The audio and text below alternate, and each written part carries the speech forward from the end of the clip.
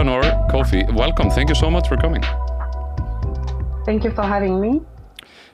Maybe you and Kristinn can tell us about your experience to begin with, how you met. Where did you meet in Sochi? Where did we meet? We were walking together. I remember that. We were walking together, and you were just so you told me a little bit your biography, and I knew I had to get you for an interview.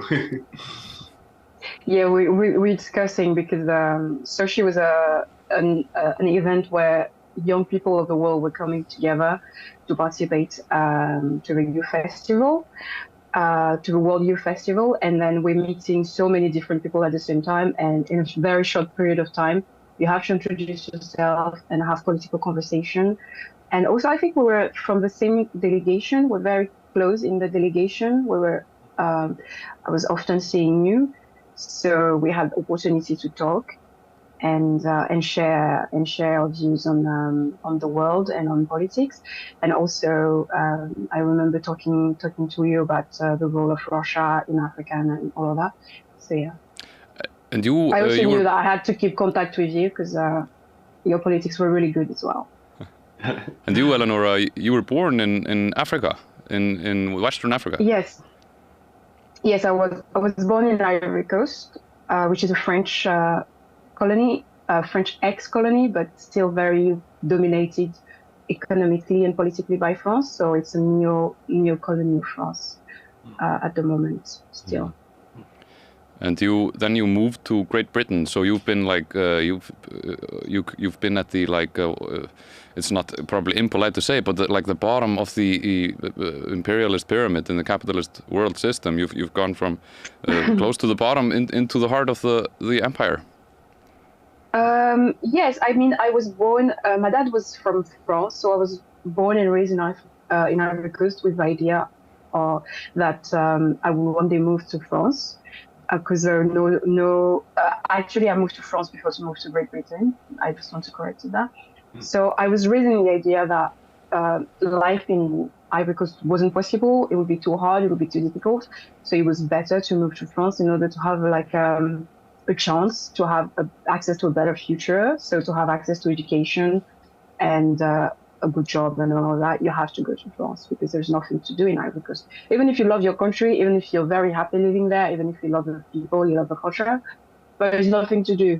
There is no future. So that's basically the idea that I was raised in, and migration is the ultimate goal when you're born in some of those countries. So instead of thinking about how you can become someone in your own country and change things and develop things there, you have to think about how you're going to move to somewhere else in order to be able to have a decent life. So that's basically how you live in neo-colonial, imperialist dominated countries. Yeah, and in Sochi, in this World Youth Festival, there were a lot of people from West Africa, correct, Kristinn? Yes. Or Eleanor? Yeah.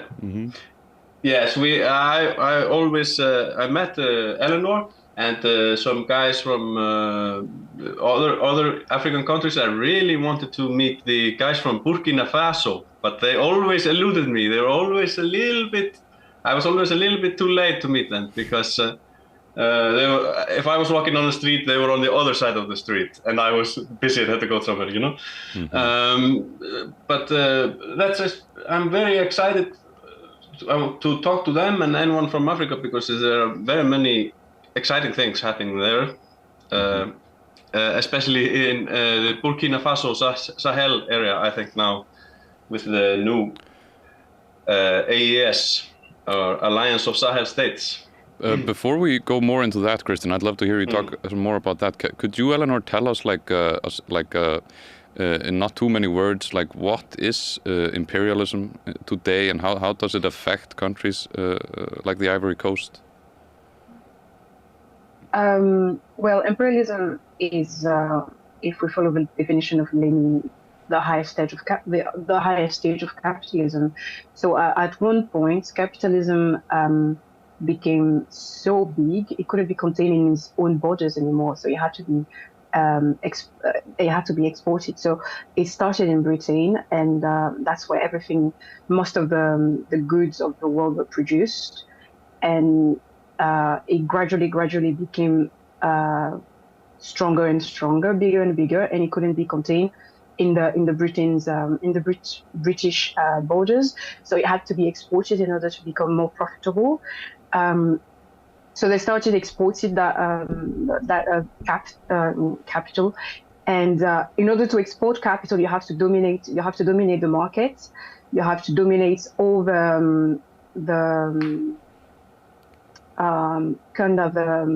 excuse me, I think in French, so it's actually a bit hard for me to explain things in English, but you have to kind of dominate everything involved in the process of production, basically. So imperialism is domination of it's the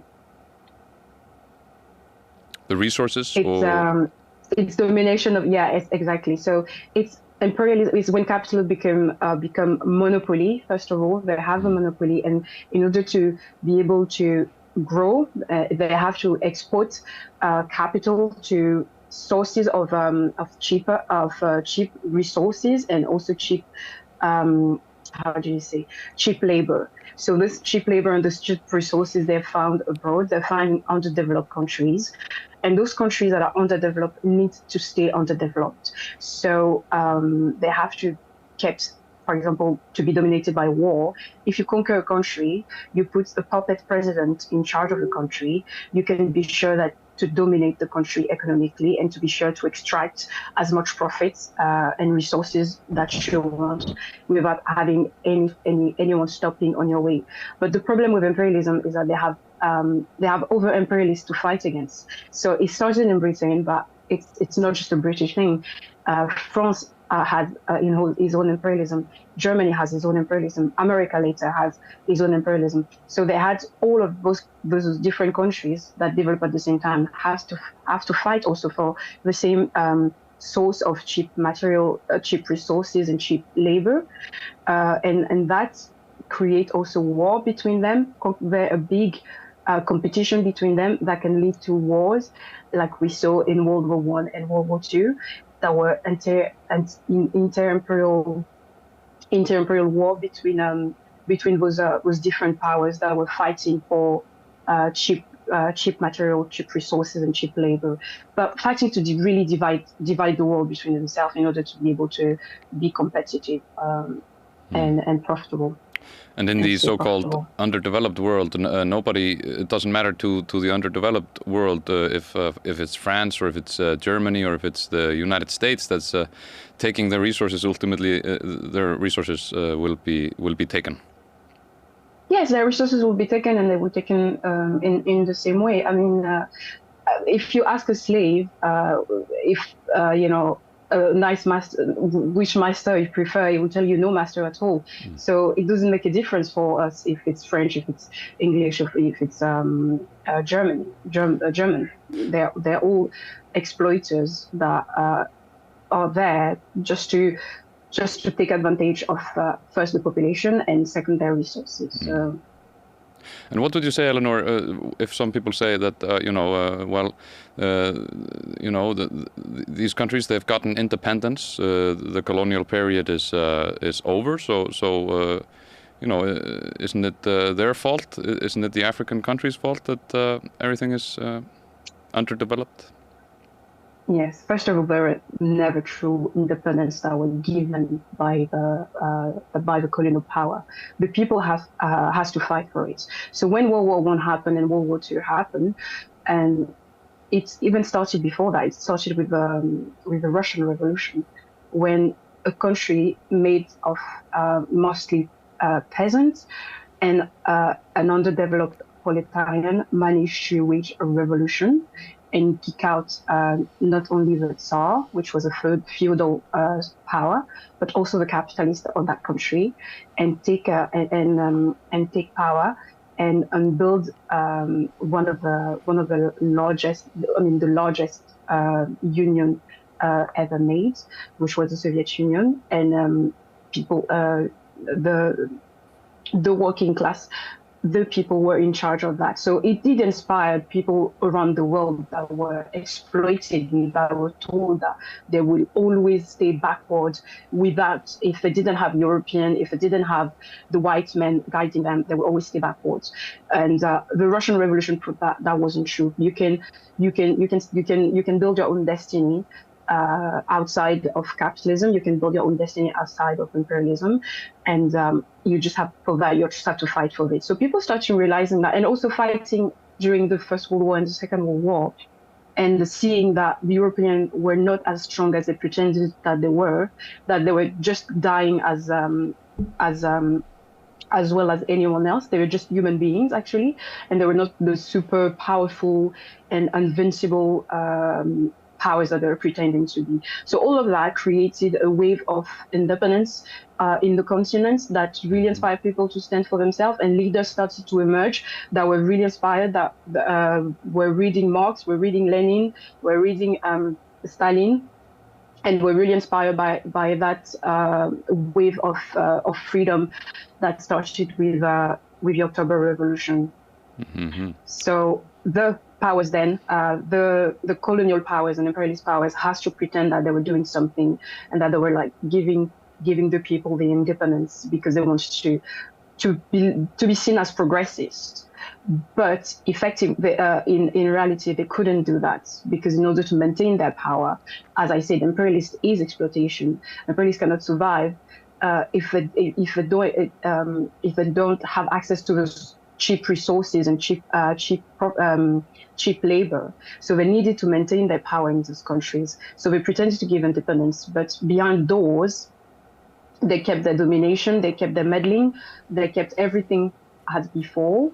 And if any leader that was close to the Soviet Union, or that was close to obtain real independence for his people, was emerging, it was immediately killed or prevented to properly govern or give that independence to his people. Yes, I wish to play the devil's advocate when asking such a question, but in the middle of the 20th century and upwards, after the Second World War, the independence movements were forming, and there was was created a space for the colonized countries after the inter-imperialist wars, where these big imperialist countries were pretty exhausted after all the war, and the Soviet Union had emerged as a very major power, and was able to materially support independence and freedom liberation movements in the colonized world. But like you told us, when socialistic leaders emerged, like Lumumba, am I saying it correct, in the DRC? Yes, Lumumba, yeah. He was assassinated, but I'm wondering, Kristinn, can you tell us specifically about West Africa with the independence there? Because in Burkina Faso, we were told it was a democratic state. They had a legitimate president who was supposedly democratically elected and supported. But recently we've had a coup there that is supported by the people. But can you tell us a little bit about this Burkina Faso before the revolution, this current revolution and coup? Was it truly independent? The Burkina Faso maybe is a very special example, because Burkina Faso is the country of Thomas Sankara. He's another African leader which was assassinated. He was a very almost Marxist-Leninist style communist, but he was for independence of Burkina Faso in all these ways. And we see today that Ibrahim Traoré, the current president of Burkina Faso, he is very much echoing to the sort of spirit of Thomas Sankara. He makes fiery speeches just like Thomas Sankara. He's talking about economic development, and he's talking against the Western neo-colonialism of owning everything. Like all the resources in Burkina Faso belong to some foreigners. And they are extremely rich country, but the people are poor.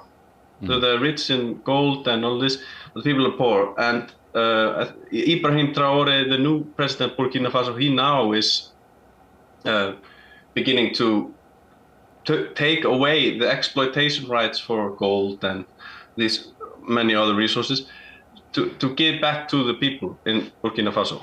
So that it's not going to some foreign corporation. It's something local, something native. It's being used for social ends to improve the standard of living, the working conditions of the people. It's not being ruthlessly expropriated like it was before. And if people don't know, Burkina Faso got its name in the Burkinabe revolution in '89, if I'm not mistaken, or thereabouts. But then he was assassinated.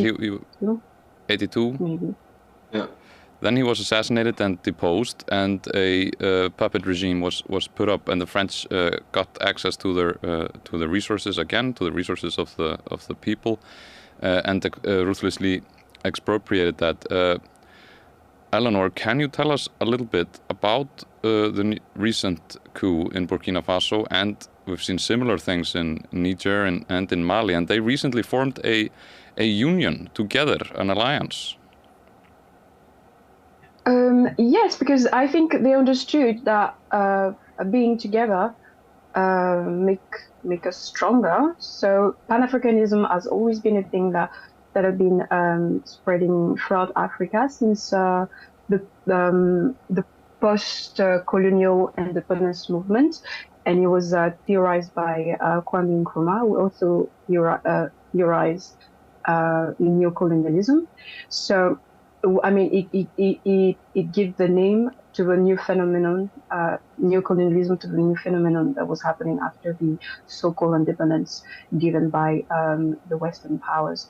So that's something that have always inspired African progressists, real progressist leaders, because it's obvious that Africa has been maintained and underdeveloped since centuries. So a country that managed to have its own revolution, like they did in Burkina Faso, if it's isolated, has a high risk of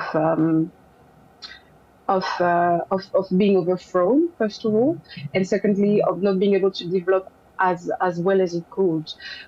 Today, when you see for example, Cuba, which has an amazing revolution and is still maintaining the success of that revolution throughout the years, for more than 60 years now. But Cuba is still very small. It's still undergoing a very cruel blockade that is being installed by the United States, and it's really hard for Cuba and its revolution to really thrive as they should, because they cannot do business with as they will. They cannot cooperate economically with anyone, basically, except countries that are not subjected to the U.S. embargo, which is very few, or accept not to be subjected to that. So yeah, so I think the development in Sahel is what it's something that is trying to overturn the limitation of countries like Cuba, because you have to have a movement of a sort of union. Even the Bolivarian revolution was based on that basis of having a pan Latin American. I don't remember the name of it, but with the leader of the Bolivarian revolution, Chavez, was a huge advocate of union of all the Latin American countries coming together and standing against West American imperialism. And Kwame Nkrumah was for Pan-Africanism. Nasser in Egypt was for Pan-Arabism. It's absolutely vital for those countries that, as I said, have been highly underdeveloped and are not able to be self-sufficient, really, after the revolution. After the revolution, to come together, work together, and try to help each other in ways that is about cooperation and not domination not domination. Mm-hmm. They tell us, after independence for many of the colonized world, they get, And in many cases it was an important victory, but the economic relationship was maintained. Can you tell us, Eleanor, if Burkina Faso or Nigeria are ostensibly independent, why haven't they been developing quickly in these last couple of decades? Because they were not independent. I don't understand your question. Do you want me to? Well, I don't think they're not independent. In fact, de facto they were not. After Sankara was murdered, Burkina Faso went back to being a French colony, a French neo-colony dominated by France, whose policy was taken by France. Compaoré, that participated to the murder of Sankara, was the president then, and he stayed for quite a long time before to be himself ousted by a coup, I think, if I remember well. Yes. So they were not independent. They just put puppets in place, comprador, if you want to name them properly, that only work in the interest of the imperialist power first, and then the rest they take it for themselves. Mm-hmm. And that's it. The people are left. The people are left to poverty, to misery. No one cares about them. France doesn't care about the African people. I mean, they can die for what they care. They don't need. They don't really have industry in Ivory Coast, so they don't really need the working class of Ivory Coast, or they don't need the working class of Burkina Faso. They don't need the working class of Niger. So effectively, both countries are among the poorest, especially Niger. That was one of the poorest of all the countries in the world before the coup, and now it's after the coup, it's developing actually very fast, because now they have a government that care about developing and care about giving the people a decent life. Yeah. So it's happening now very fast. So yes, France has no interest in the working class of the people of Ivory Coast, the people of Burkina Faso, the people of Niger. All they care about is their resources and how they can get them for cheap, and how they can justify still being there, still being in those countries. So they will, for example, create jihadism. So in order to maintain military power and justify it to their people to the French working class by saying, we still need to be there because, they're still a bit, uncivilized, and they're still killing themselves between themselves. So we have to be there and maintain order. Yeah, this is the narrative we're giving. I was asking because to ask you to explain this, and you did it well, because imperialism works that way, that they aren't developing the countries. Really, they aren't developing them. That's not how it works. They maintain willingly and willfully. They maintain underdevelopment because it benefits imperialism. Is that not correct, Kristinn? Yes. Imperialism is really about, simplest way to explain this, about keeping the world poor so that you can stay on the top.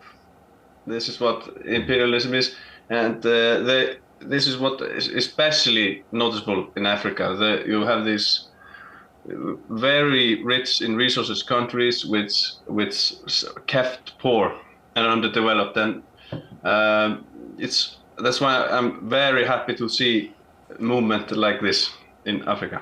Things are happening, and you could feel that in Sochi. There were a lot of young people there from Africa. Was there an optimistic atmosphere? Go first. Yes, absolutely optimistic. It's the most optimistic place I've ever been, I would say.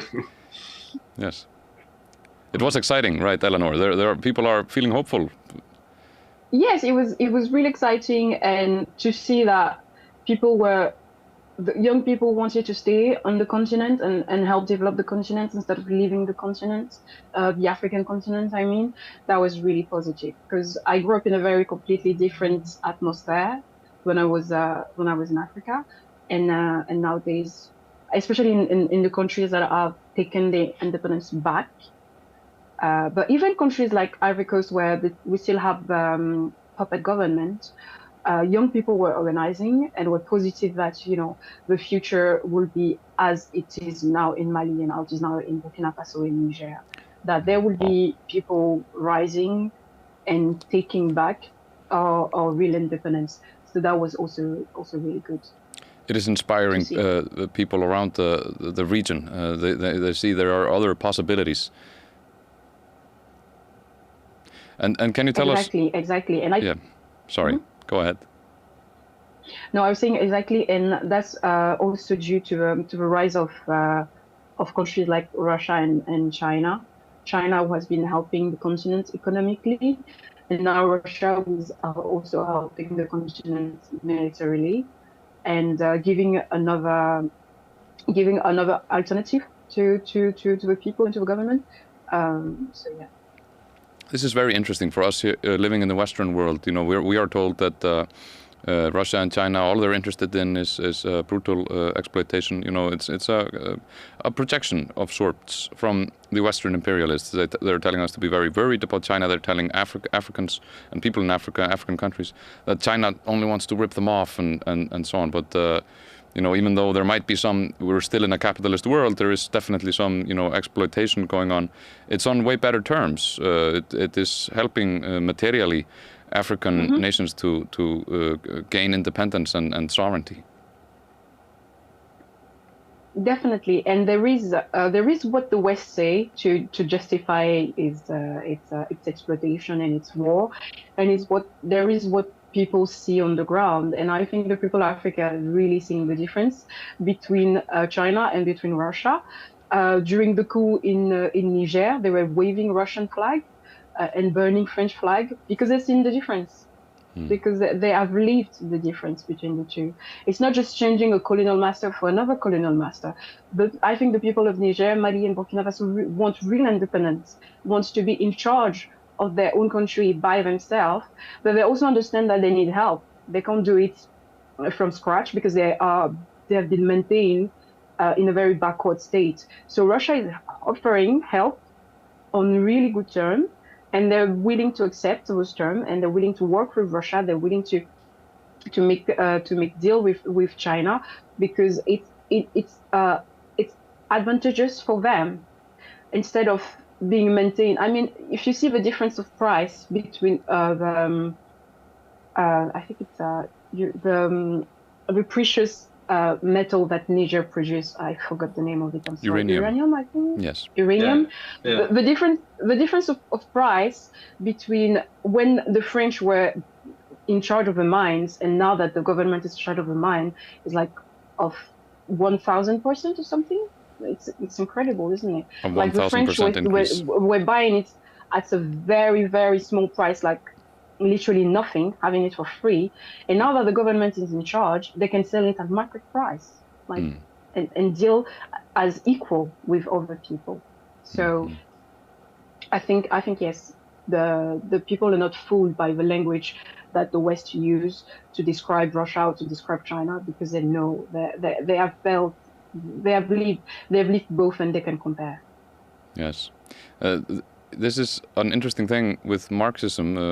The Marxist outlook on the world and history is it's the dialectical materialism. You know, the things are always evolving. They're always progressing, or not necessarily progressing. They're just, it's a process that's unfolding. And you know, the world is messy. It doesn't conform well to our abstract, you know, ideas. It's going on in its own process. So it's an important thing when, you know, even though Russia might be a capitalist country, and in maybe some senses imperialist in a slight degree, it is still materially like giving rise to this force in Africa because of the historical situation we are in. They like the Chinese, are materially supporting movements in Africa and nations in Africa that are seeking independence and sovereignty. I'm wondering if you have some thoughts on that. Maybe you, Kristinn, can tell us a little bit about that. Yes, what the Russians helped the AES countries with, that is the Alliance of Sahel States now, that's Niger, Mali, and Burkina Faso, is that they have been fighting terrorists in Mali and the north parts of these countries for a long time. And it seemed like maybe the Western powers are supposed to have been helping the whole time.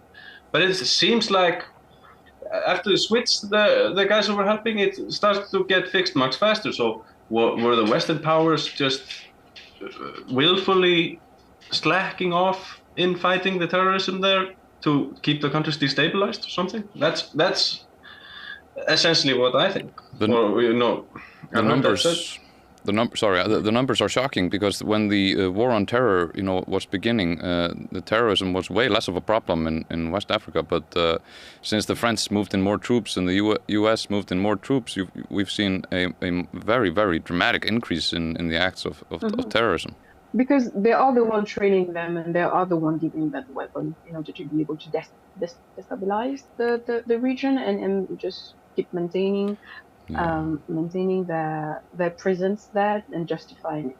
So we saw it first with both the Saudis, the Saudi Arabians, and the Americans. The Americans, of course, gave the Taliban, created the Taliban. We very much gave them weapons and material support during Afghanistan's communist time, and then they more recently supported all sorts of armed groups in Syria that ostensibly were supposed to be liberal Republican freedom fighters, but maybe turned out to be more criminal elements. The moderate rebels, so-called. Yeah. And the destruction of Libya, Eleanor, does that play into this?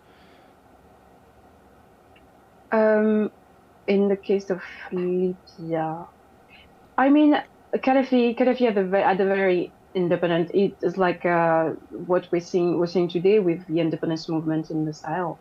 He had a revolution, unified the country. He developed the country with a socialist leaning system. It wasn't maybe 100% socialist, but it had a lot of progressist aspects to it. And under his governance, Libya was one of the most developed countries in Africa with the most educated population. He wanted to create also a union of African countries that will be most stronger, and will be able to stand against Western imperialism if they needed to. So all those ideas that Gaddafi were murdered for are still standing today, and people are still fighting for them. And yes, so they basically did the same as what they were trying to do in Syria. But for one reason, Gaddafi didn't have the support of Russia or China, so it went down, which is really, really tragic, because we lost one of the beacon of progressism in Africa. I think in North Africa, the development that Libya had reached. We went with the war. I think they went back from at least 150 years, and that's going to take a lot of time again to rebuild. But it does serve Western imperialism very well. They can extract the oil as really as they want, because basically the people in charge now, if there are people in charge, are completely sold to them, and there are inter-tribes war and all that. And at one point, slavery was even reestablished. There is no one in charge of Libya now, so it's a perfect ground for Western imperialism to roam freely and do whatever they want, which is looting. Their motto is looting, and anyone who stands on the way of their looting need to disappear, need to be crushed, need to be killed. And if they are in charge of a country that can be an example for someone else, that country needs to be destroyed. They did it in Iraq. They did it in Afghanistan. They did it in many other countries. They're trying to do it in Iran. Or today, Iran has a revolution. They are a developing capitalist country. They're capitalist, and maybe we don't agree with all the aspects of their revolution, but at least they want to be sovereign and they want to be independent. So I think that should be respected. Yeah. But imperialism will never do so. So it's a constant state of war in order to dominate. Constant state of war. They cannot do without war. They need to go to war against Russia. They need to go to war against China. They need to go to war against Iran, because they're basically the only. Yeah, they're the only countries now standing against them. North Korea as well. So the axis of the so-called axis of evil. They absolutely need to dominate them, and once that will be done, they think that their system will be able to stand forever. But imperialism is a decaying and declining system. It also already contains the end of capitalism in itself. Yeah. But for them, as long as they keep going to war, as long as they keep killing, as long as they keep looting, they have a chance to maintain themselves alive, which is completely wrong. But we as people that are the class consciousness to understand that, needs to spread the message, needs to spread and needs to educate people on the nature of imperialism, so that we can stop them, because they will bring the world to an end if we don't stop them. A war between Russia and the United States would be terrible.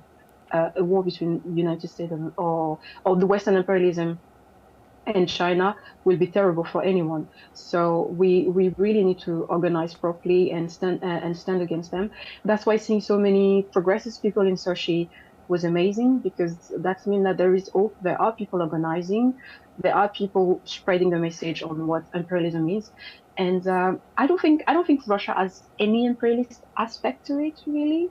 I don't think their economy has reached that point where they can really be called imperialist. And the SMO, the Special Military Operation, is a defensive war. When you look really into it, they're trying to maintain their borders safe from Western imperialism, safe from weapon and nuclear weapon from the West, which is perfectly normal, and also to trying to clean Ukraine from fascism, which is a real danger for them. So yeah, yes. Sorry, my answer was too long. Sorry. Oh, great answer. We are told Russia is imperialist and very evil, and we must condemn the invasion at all costs with no exceptions. But the U.S. imperialist actions are not condemned. The coup is not condemned. The fascist violence is not condemned. But this is very interesting. One of the things you mentioned about the axis of resistance.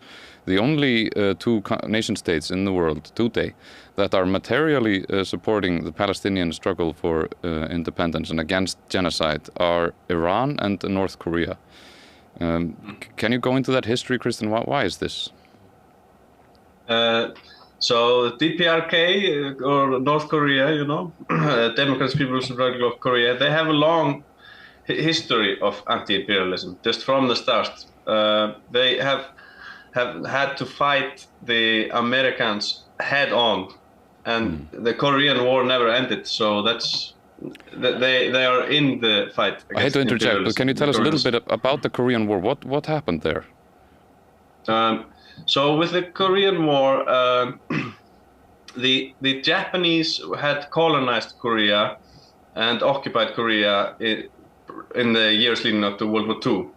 And after World War II, the Japanese are being kicked out of Korea by the Korean People's Army. And as they are just about to clear them out, all the Japanese occupiers, then the Americans, they find this man, Syngman Rhee, make him a dictator, and they take over. So the USA invades Korea really as an anti-communist, containment, domino theory sort of action. And even today, it's completely illegal. The body called UN Command, which was supposedly giving permission to do this, and the UN it has no legality. It's illegal. It's just they didn't vote on the resolution. The Soviet Union, they vetoed. No, they didn't veto. They didn't attend the meeting on the Korean War, and you can't make this sort of resolution without every UN member's Security Council member. So Korea was a colony that was resisting colonialism. The socialist groups, the working class movement in Korea was growing and growing and growing. a war of independence broke out, a war of national liberation, and the socialists were winning because they had the vast majority of popular support of the people. But then the United States and Western countries decided to interject, and they really, I think American generals even spoke about blowing up Korea back to the Stone Age. Stone Age, Yeah. yes, exactly. That's pretty much what they did. They leveled every building higher than one floor or one story. And bomber pilots, they said that they couldn't find anything to bomb anymore. There was no targets, no buildings big enough. It's just one big mess. But I think it was what was his name? Douglas something. The famous Douglas MacArthur, the general. He wanted to use nuclear weapons in Korea. In Korea, wow. Yeah. And on China. Yeah. He wanted to use nuclear weapons on China and Korea, and he was fired. It shows how far these people are willing to go. Yeah, it was after the Second World War context as well, and they needed to show their dominance to the Soviet Union, because the Soviet actually the country was sharing too. So the American agreed to it was shared on the line of the 38 parallel. So the Soviets were occupying the north, and the American was occupying the south. The Soviets and they both agreed to withdraw when the situation will be stable enough for them to withdraw from the country. The Soviets left the northern part and let them decide for themselves their election and their policies. And it was the North was mostly socialist organized, so they decided to lean towards socialism. The South wanted to do the same, but the Americans didn't let them. There were huge how do you say, massacre? Not repression of socialism. And as you said, Kristinn, they imposed their puppets that they saw fit to govern. So the South has never been really decolonized because the Americans never left as they were supposed to. They never left the South. And today, North Korea is one of the countries that still has and still had maintained, despite very difficult conditions, kind of sort of planned economy that is inspired by the Soviet model. So it's still following the path of Marxist-Leninism, and it's still maintaining a working class power. And that's why it's so heavily ridiculed and mocked in the West, because they need to make it look like this is ludicrous, this is ridiculous. You cannot normally want that. Which we want to live in a country where you can only have free hairstyle or something like that. So the heavy propaganda that we hear about North Korea and about their crazy dictator, it's all about covering the fact that it's one of the most progressive country in the world, in the sense of we understand progressism, not in the way that the imperialists understand progress, because for them progress is their fortune getting bigger and bigger, and that's the only progress they know. But we understand progress as something that make the life of people better, improve the life of the people in any way. So, and North Korea is one of those countries where progress is really happening. So it has to be vilified, it has to be demonized, and it has to be, as you say, it has to be bombed. They constantly wants to go to war with North Korea to go to de-arm them and stop their nuclear expansion. But which country wouldn't want to defend itself when it's being so attacked, and when it has been, as you said, bombed back to the Stone Age? Which country will not want to defend itself and have a nuclear program after that? Yeah, people want, it's framed as North Korea being deranged and aggressive and wanting to get nuclear weapons, but coming from their history, which was not so far long ago, it makes total sense for them to get such weapons for deterrence. Especially with the South still being military occupied by the United States. Yeah, still today. They have a huge force there, the United States, many military bases and so on. Eleanor, can you tell us about your organization? You're in Britain now, correct? Yes. So I moved from France to Britain to join the CPGBML, the Communist Party of Great Britain, Marxist-Leninist. And I did so because I wanted to be a real Leninist, and that was the only Marxist-Leninist party that I really found that wasn't too far from France, I would say.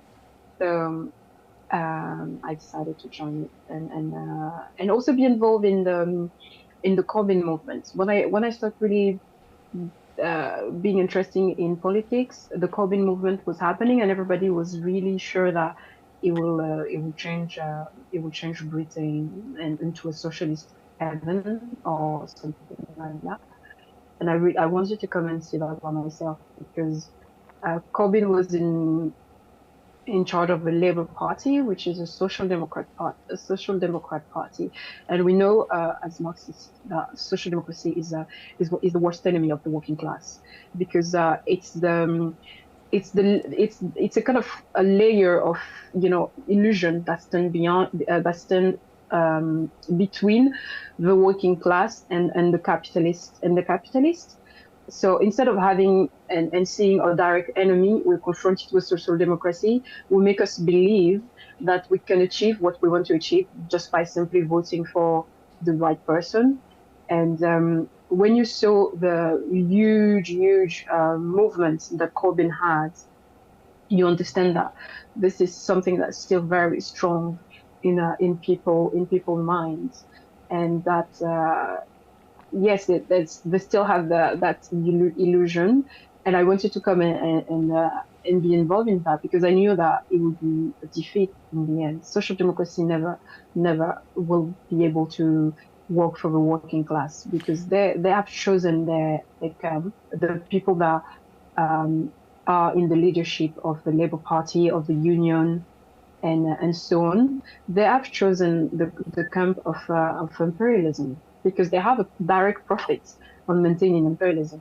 They are the labor aristocracy, as we call them here, that is very, very well off, that does really well, and they have no interest in fighting against that system. So it yes, really is what inspires me. Atrocious and a shame because you see, like in the United Kingdom and in America, you have these reformist, moderate socialists, very popular among the people, Bernie Sanders and Jeremy Corbyn. And despite them being the popular candidates of the respective parties, undemocratic, reactionary, conservative capitalist forces inside the Labour Party and in the larger society and in the United States, they just prevent them from winning. They prevent these candidates from winning in fair elections, or like with Corbyn, they orchestrate with the big Rupert Murdoch media and a bunch of the capitalist interests to just to cancel Jeremy Corbyn for supposedly being an anti-Semite when he's criticizing Israeli occupation of Palestine. I would even add that in the case of Bernie Sanders, for example, or AOC, I never remember what her full name is, but in the case of those two people, they have very progressive policies for inside the country. But when you look at their external policy, it's completely aligned with imperialism. It's completely saying that Maduro needs to go because the dictator. Iran is a crazy theocracy that needs to be completely wiped out. So they're completely aligned with Western imperialism, basically. AOC and Bernie Sanders accepted a further funding of Israel, even when we're seeing the genocide unfold. They're arming the exactly. Yeah. More recently, yes, definitely. So even if in this country where Corbyn is held as such a very high, is almost like a mythical figure in this country. And it did stand against war, and it did stand against some imperialist policy. But at the end of the day, it had to be kicked out of the party that invaded Iraq. It didn't left, He stayed inside, and he became the leader of it, and he thought he could change it, and they defeated him because it was a complete.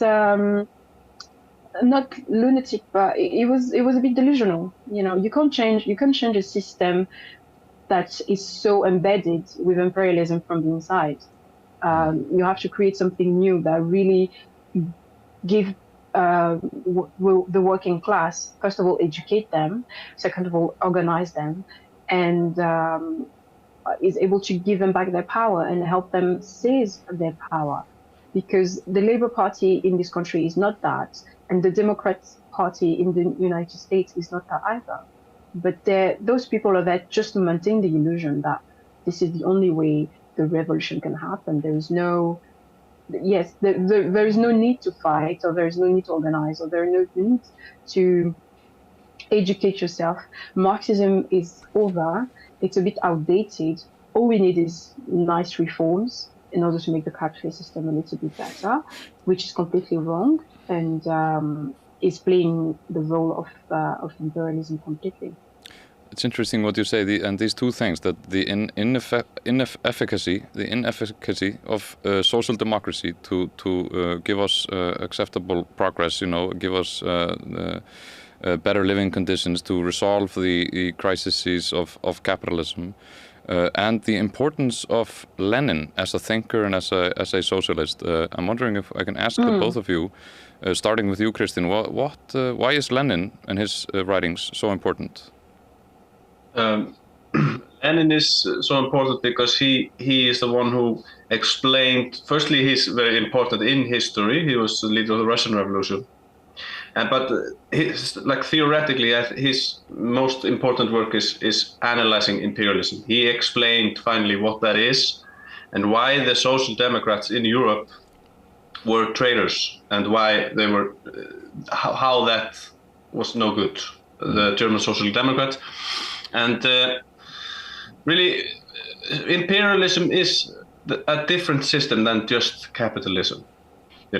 It's monopoly states, as Lenin explained. Well, I mean, Lenin was one of the greatest theoreticians of Marxism, and we don't call ourselves Marxist-Leninists because we are, or I don't call myself Marxist-Leninist because I'm it's a personality cult or something, but because he really brought something more to the science of Marxism and socialism, which is what he brought first was the theorization of imperialism, like Kristinn just said. So when he came into the political scene, capitalism was changing form. After Marx and Engels died, capitalism was evolving into something else. That's Lenin was the one to theorize, and he also during his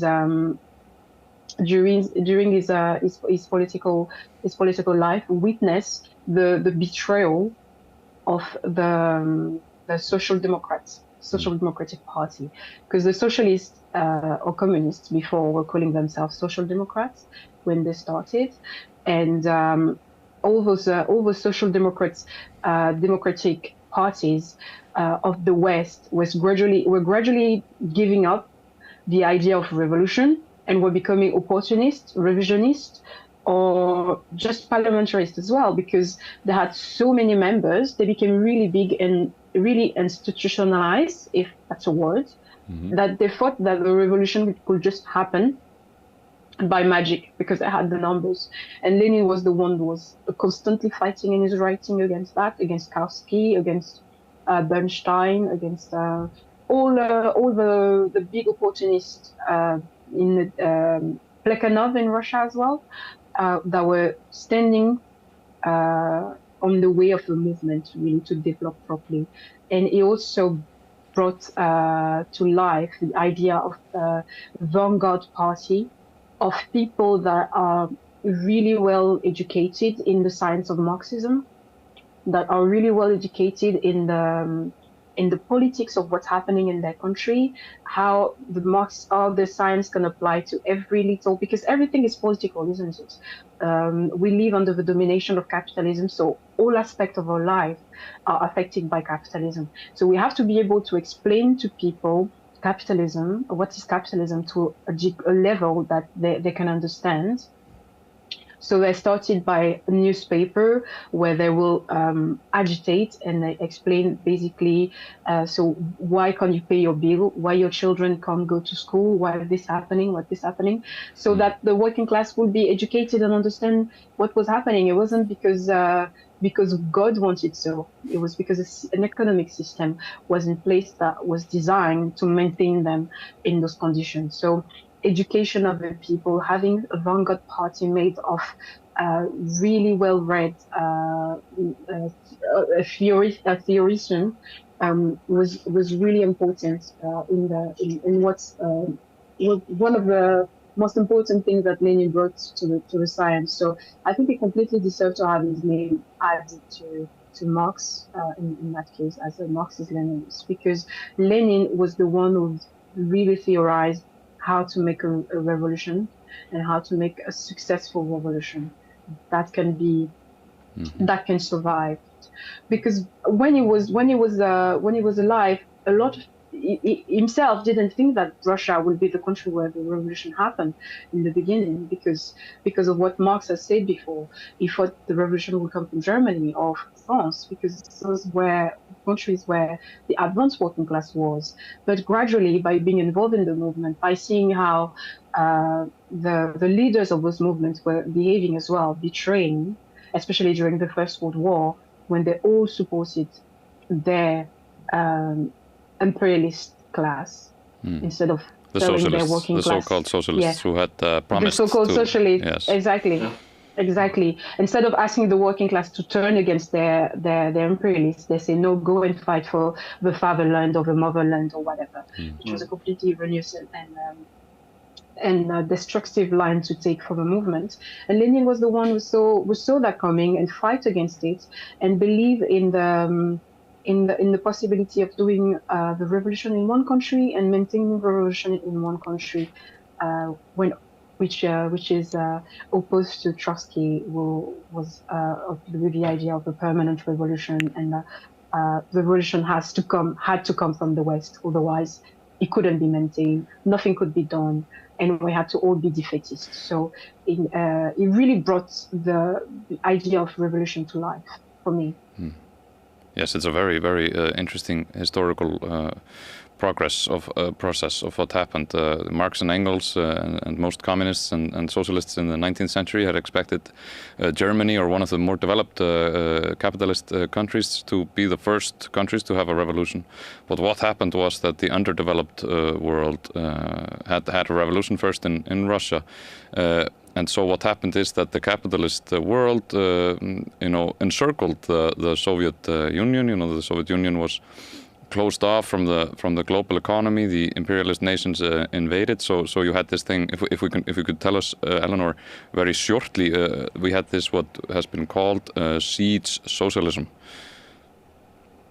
Oh yes. So they had the intervention from 14 countries allying against them to fight them. So it was a very backwards country when they had their revolution. And even if the communists had a huge enthusiasm in Russia, there is still a minority really in the country. And during the Civil War, it was really, really hard for them to maintain a socialist structure. It was war communism, basically, where they had to seize how do you say that? They have to seize the grain from the peasants, because Russia was a majority made of the peasantry. It was still a very feudal country back then. So they had to seize that to be able to feed the Red Army, the people fighting to defend the revolution against the interventionists and the White Army. Sorry. So that was very difficult condition they had to go through. And then after war communism was over, they had to rebuild the country, but everything was destroyed. So they had to go through the First World War, where the Tsar was a very poor leader. So they were not properly armed, they were not properly fed. And after that, they had to fight a civil war. And after that, there was basically nothing really left. So Lenin put forward the new economic policy, which was a reestablishment of capitalism to be able to rebuild the country on the basis of inciting the people to create, to build, how do you say, to motivate the people to be involved in the economy by giving them some kind of capitalism incitative, if that's the word. So yes, you have to. The socialist experience, especially after a revolution, is not a linear experience. It doesn't happen as you imagine it. It happens as it happens. So you have to be able to apply the science, to keep to the science, but also be pragmatic. And I think Lenin, under the leadership of Lenin and Stalin, the Soviet Union managed to do that very, very well.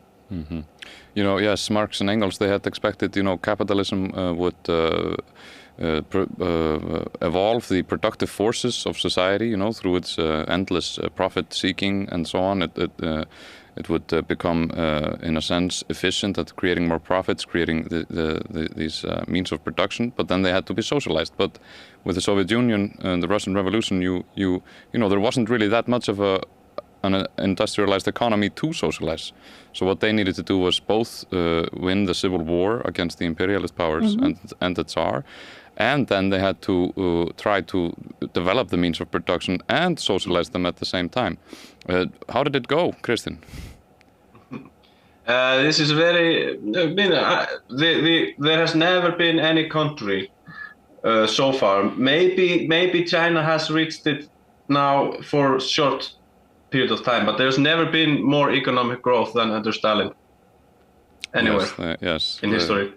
They had explosive growth, and Stalin and the communists, the Bolsheviks, they made plans because they knew that they would have another war with the Western capitalists. They knew it was only a matter of time. So the industrialization happened very quickly and rapidly.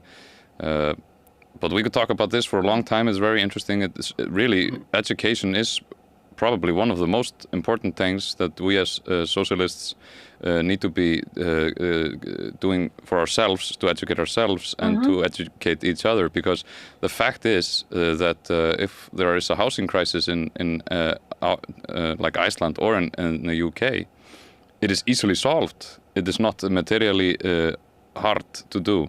You know, we have all the capacity at our disposal to go and build the housing, to build infrastructure, to build the roads. And that's been proven through history. All that is required is that the masses of people are able to exert the necessary force to do that.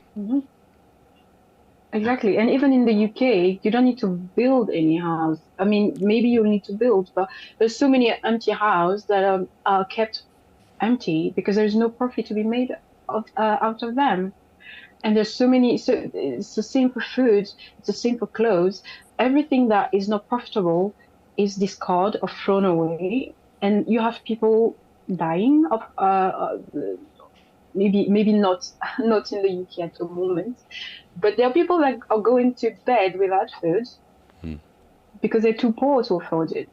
You know, they have to queue at food bank, and they're workers, but they don't earn enough money to be able to buy enough food for themselves throughout the month. And there are people that have to sleep in the street because housing is way too expensive for them to afford.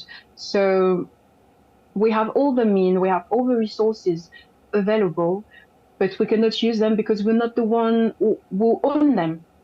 And that's really what a revolution is for, is to shift the ownership of the means of production.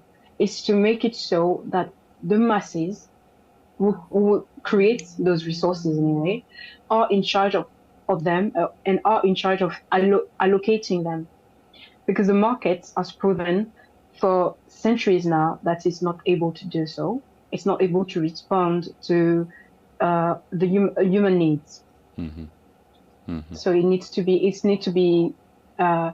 go away now. But it's not going to go away by itself. It's a revolutionary process that's going to happen. It really is egregious seeing the poverty while the big companies and the banks are paying themselves enormous dividends. We can solve all these problems.